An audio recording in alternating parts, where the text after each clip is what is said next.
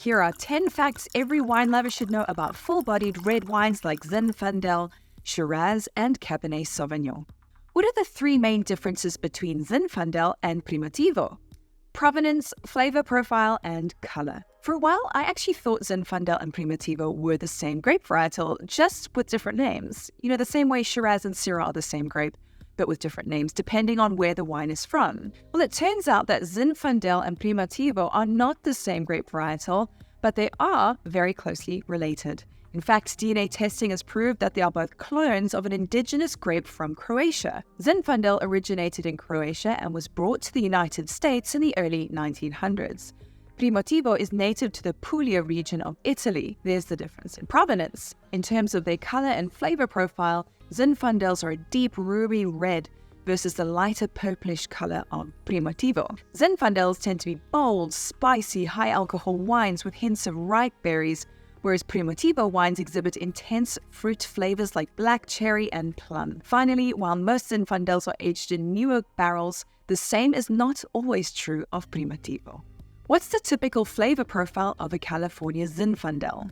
They burst with black fruits like blackberry and dark plum, also dried fruits like prune, and oaky flavors of vanilla, mocha, and coffee. Think fresh and jammy. But be warned, American Zinfandels are also typically high in alcohol. In fact, with an alcohol content of up to 17% balanced perfectly by robust fruit, Zinfandel is one of those voluptuous, ripe red wines you can drink like grape juice with a hearty meal, only to realize after your third glass that you're gonna need to call an Uber home. Zinfandel has some of the highest alcohol content of any red wine on the market, so drink in moderation. What's the difference between Syrah and Shiraz?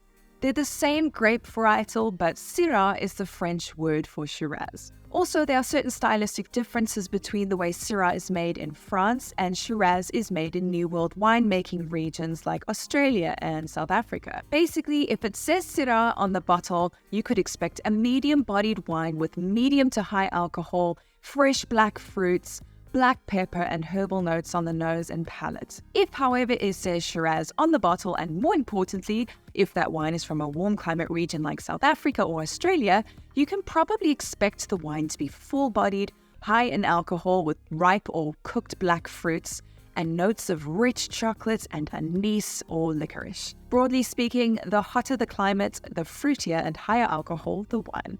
What is Syrah's most important growing region in France? Northern Rhone. In fact, the only black grape that's allowed to be grown in Northern Rhone is Syrah. The three most important appellations, or AOCs here, are Hermitage, Côte-Rôtie, and Hermitage. So here's a fun exercise for you and your wine-loving friends. Try to source a bottle from each region and do a side-by-side tasting. Just be warned though, wines from the latter two regions are typically on the expensive side, but for a really interesting reason. The slopes upon which the vineyards of Côte-Rôtie and Hermitage grow are quite steep, which means that the grapes are hand-harvested, making the resultant wine more expensive to make and therefore more expensive to buy. Also, remember, vineyards grown on slopes typically produce more complex and overall better quality wines because their berries get better sun exposure. Of course, Hermitage, on the other hand, is flat and can be machine harvested, so the wines from here are typically more affordable, but they also tend to be less complex, less concentrated, and generally a little less impressive than Côte-Rôtie and Hermitage. What is the most widely planted grape in Australia? Shiraz. Eastern Australia is known for high-volume, affordably priced bulk Shiraz grown in the warmer inland areas, but if it's high-quality Shiraz you're after, look for Barossa Valley or Hunter Valley wines. Located northeast of Adelaide, the Barossa Valley is home to some of the world's oldest Shiraz vines. In fact, some of them are 125 years old. The Hunter Valley is located north of Sydney and has a viticultural history dating back to the early 1800s. Both wine-producing regions have a warm climate, but the Hunter Valley benefits from cloud cover and sea breezes, which help to moderate the heat and extend the growing period. We're halfway there. Remember, you can keep studying more flashcards like these in the Brainscape app, which uses spaced repetition to masterfully build your wine knowledge more efficiently than any other learning tactic or app. In what two climates does Cabernet Sauvignon prefer to grow? Moderate, preferring the warmest sites within these climates. and warm. The reason for this is that Cabernet Sauvignon grapes have thick skins and higher levels of flavors and tannins that need to develop, and it takes higher temperatures and sunshine to achieve that desirable ripening, which is why this varietal thrives in warm climates. Describe the general profile of Cabernet Sauvignon. Cabs are dry wines with a medium to full body. They're high in acidity and tannins and exhibit black fruit flavors and aromas of plums and currants, as well as herbaceous and herbal notes of green pepper and mint. The wine's high acidity and tannins behave as natural preservatives, making Cabernet Sauvignon naturally more age-worthy. And that's why you can cellar them for 5 to 10 years and oftentimes longer, only to have them develop and become even more delicious with time. Why is Cabernet Sauvignon so often barrel fermented and aged?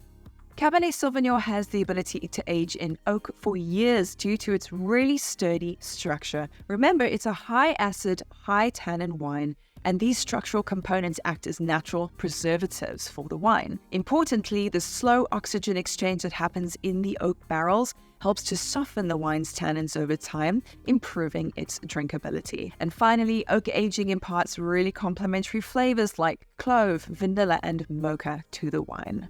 What is France's most important region for Cabernet Sauvignon?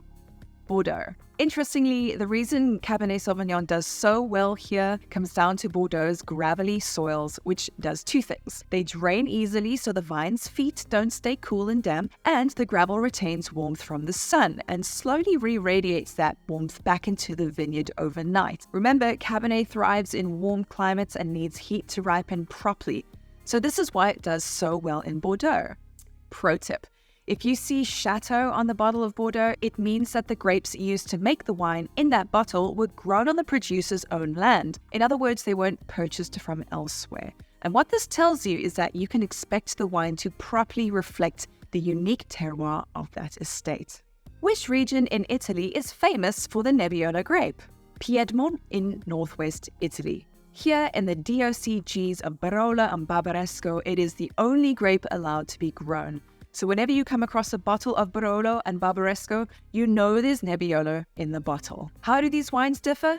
Well, in broad strokes, Barolo is a dense, tannic expression of Nebbiolo, while Barbaresco is more graceful and approachable. Now, if you're thinking Nebbiolo is a bit of a weird name, there are a few possible origins for it. Some think that it comes from the Latin word nebula, which means mist or fog, and this is because during harvest in late October, foggy conditions set into the Langhe region of Italy, where many Nebbiolo vineyards are located. Another possible interpretation of the name is for the whitish veil that forms over the berries as they reach maturity. Others still think that Nebbiolo is derived from the Italian word nobile, which means noble.